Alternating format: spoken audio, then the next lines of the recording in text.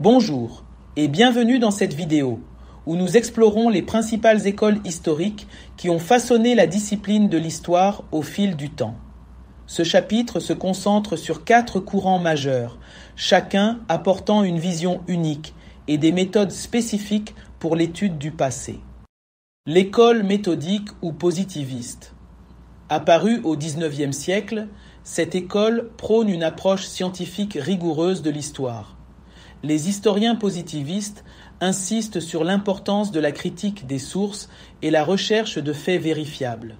Leur méthode repose sur une analyse objective et méthodique des documents historiques, visant à établir une histoire fondée sur des preuves solides. L'école méthodique ou positiviste. L'une des premières écoles à dominer la scène historique est l'école méthodique, souvent appelée l'école positiviste. Cette école, qui a vu le jour au XIXe siècle, se base sur les principes du positivisme, une philosophie développée par Auguste Comte, qui prône l'utilisation des méthodes scientifiques pour l'étude des faits sociaux. L'école des annales. Fondée par Marc Bloch et Lucien Febvre, cette école révolutionne l'histoire en intégrant les sciences sociales. Contrairement à l'approche positiviste, elle privilégie une vision globale du passé, en se concentrant sur les structures sociales et économiques sur le long terme. L'histoire des annales met également l'accent sur les mentalités collectives, explorant les manières de penser et de croire qui traversent les sociétés. L'école marxiste. Inspirée par Karl Marx, cette école voit l'histoire comme une série de luttes entre classes sociales.